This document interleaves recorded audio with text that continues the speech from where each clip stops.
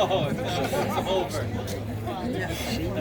I was told by Brian Zegel that I only get 2 minutes, so I'll keep this brief. Can you read your own handwriting?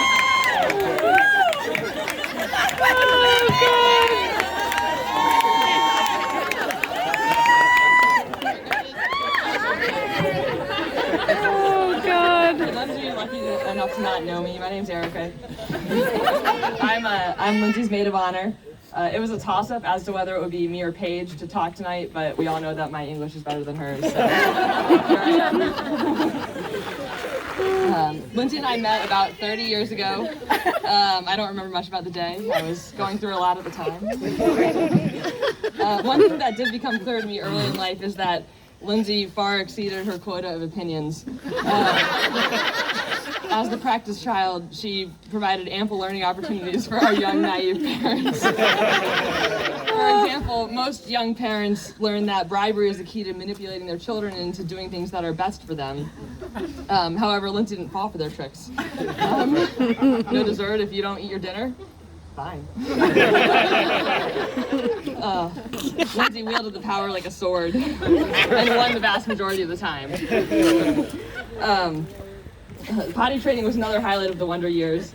Lindsey proved at an early age that she was very capable of going to the bathroom on the toilet, but she decided that the diaper was more convenient. So she would refuse to use the bathroom and demand a diaper whenever she was ready for a number 2. Yeah, so if you want to know how to resist the urge to eat your young, you can find St. Lisa after dinner, and she can talk to you about deep breathing techniques. Lucky for all of us, things got better. Lindsey and I were different growing up. She always had wild adventures with her friends, or so it seemed to her boring/nerdy younger sister. We definitely traveled in different circles. But sometime in high school, it became clear to her that maybe I would prove useful as a sister after all. That epiphany probably coincided with the semester that we were in the same anatomy class, which provided her with easy access to my consolidated study resources and eagerness to run until tackled on the old cat dissection.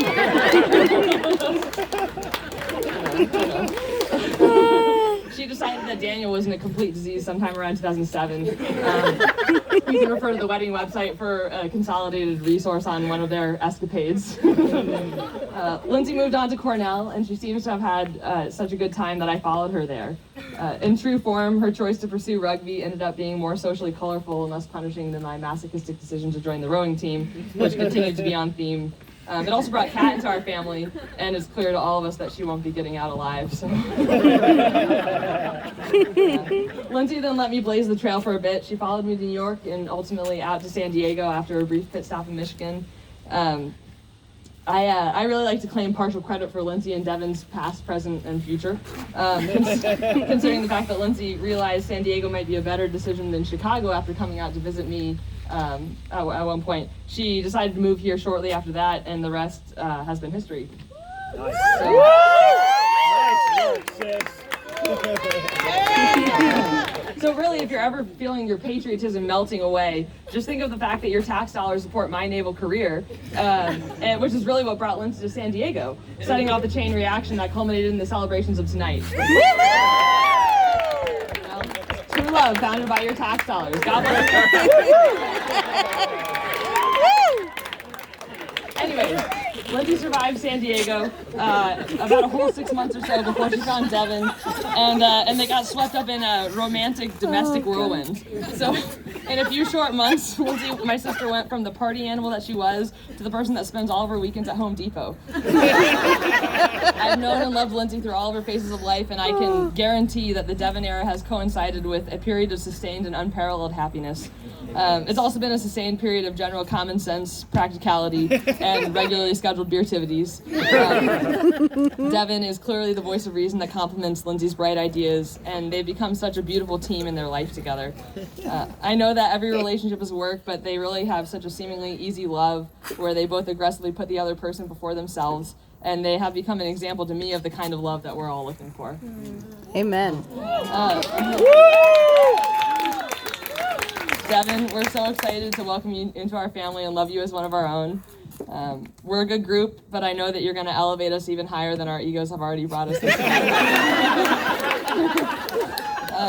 I look forward to growing old next door to you guys in our Crumpo Shanty family settlement. Get ready, guys.